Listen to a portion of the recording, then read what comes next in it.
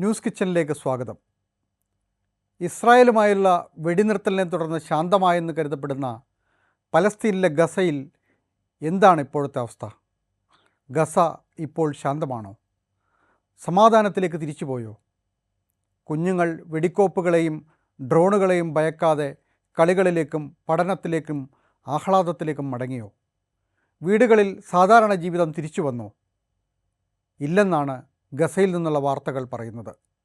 ഗസയിൽ വെടിനിർത്തൽ നിലവിൽ വന്ന 2025 ഒക്ടോബർ 10 മുതൽ 2026 ജനുവരി 31 വരെ 1450 തവണ ഇസ്രായേൽ വെടിനിർത്തൽ കരാർ ലംഘിച്ചുവെന്നാണ് പലസ്തീൻ സർക്കാരിൻ്റെ മീഡിയ ഓഫീസ് പറയുന്നത്.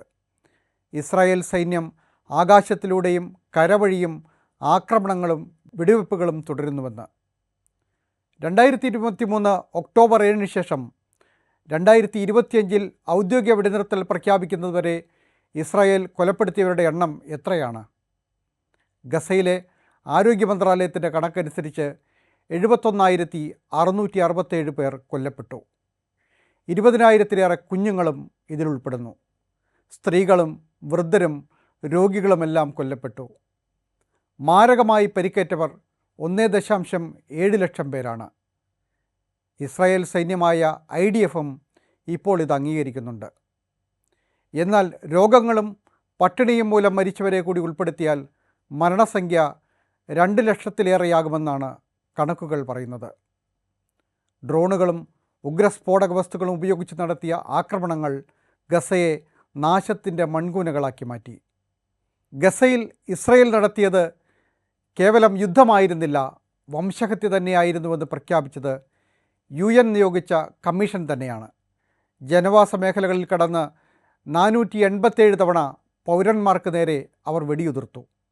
71 തവണ കരാർ പ്രകാരമുള്ള യെല്ലോ ലൈൻ ലംഘിച്ച് സൈനികർ ആക്രമണവും റെയ്ഡുകളും നടത്തി.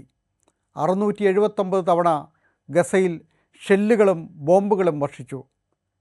211 തവണ വീടുകൾ തകർത്തു. 50 പലസ്തീൻകാരെ ഗസയിൽ നിന്ന് കസ്റ്റഡിയിലെടുത്തു.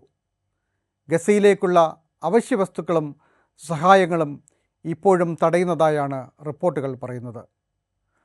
ഒക്ടോബർ 10 ശേഷം ഇസ്രായേലിൻ്റെ ആക്രമണങ്ങളിൽ 556 പലസ്തീൻകാർ കൊല്ലപ്പെട്ടുവെന്ന് പലസ്തീൻ ആരോഗ്യ മന്ത്രാലയം വ്യക്തമാക്കുന്നു. 1500 പേർക്ക് പരിക്കേറ്റു.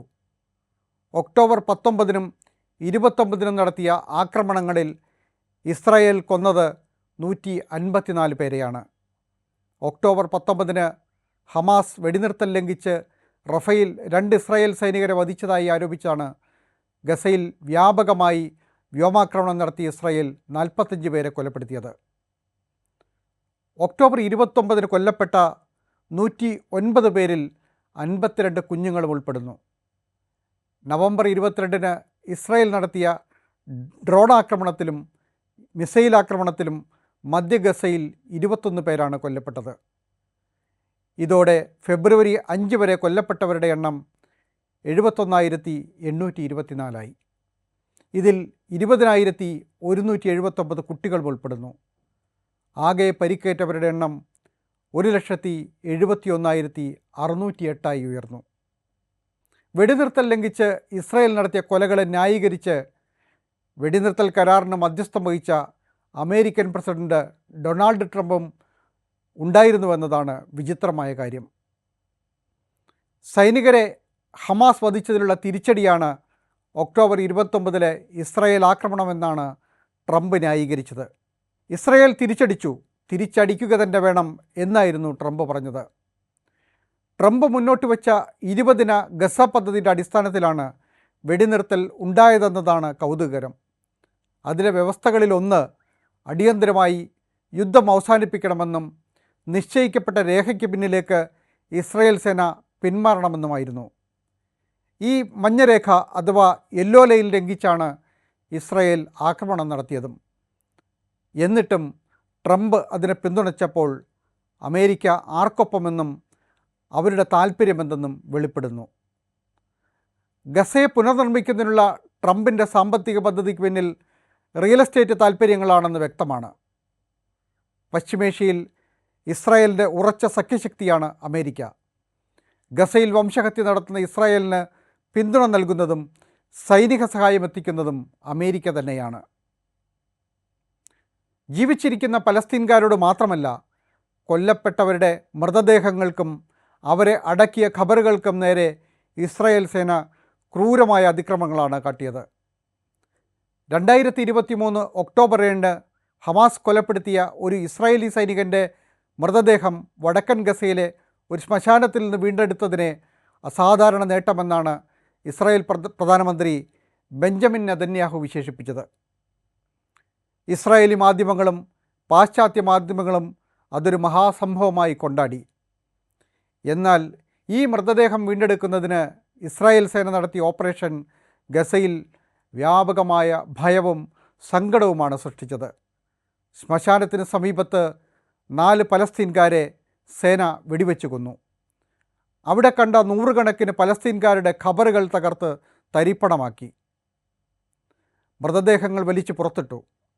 മരിച്ചവരോട് പോലും ഇസ്രായേൽ സേന പ്രതികാരം കാട്ടുകയായിരുന്നു. പല കുടുംബങ്ങൾക്കും തങ്ങളുടെ ഉറ്റവരെ വീണ്ടും അടക്കാൻ പുതിയ ഖബറുകൾ പണിയേണ്ടി വന്നു. അന്താരാഷ്ട്ര നിയമങ്ങളനുസരിച്ച് ഗുരുതരമായ കുറ്റകൃത്യമാണിത്.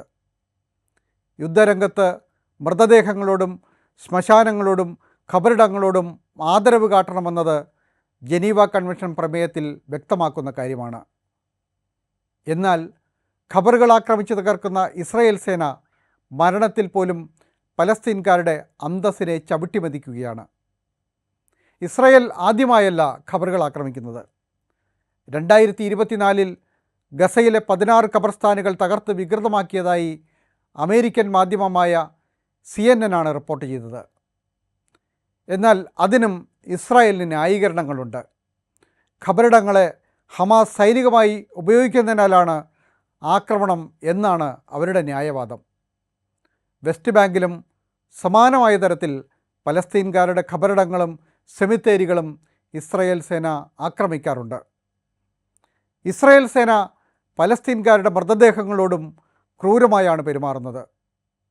കഴിഞ്ഞ വർഷം അവർ കൊലപ്പെടുത്തിയ പലസ്തീൻകാരുടെ മൃതദേഹങ്ങൾ ഗസയിലേക്ക് തിരിച്ചയച്ചിരുന്നു.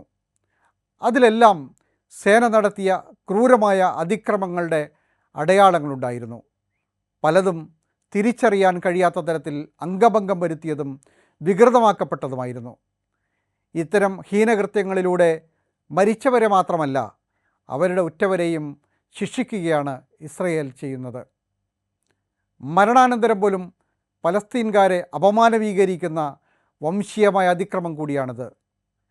എന്നാൽ ഇത്തരം അതിക്രമങ്ങളും മനുഷ്യവിരുദ്ധ ചെയ്തികളും പാശ്ചാത്യ മാധ്യമങ്ങൾ കാര്യമായി പരിഗണിക്കുന്നതേയില്ല. വെടിനിർത്തലിന് ശേഷം ഗസ ശാന്തമാണെന്ന മട്ടിൽ ഇന്ത്യൻ മാധ്യമങ്ങളും ഇത് കണ്ടില്ലെന്ന് നടിക്കുന്നു.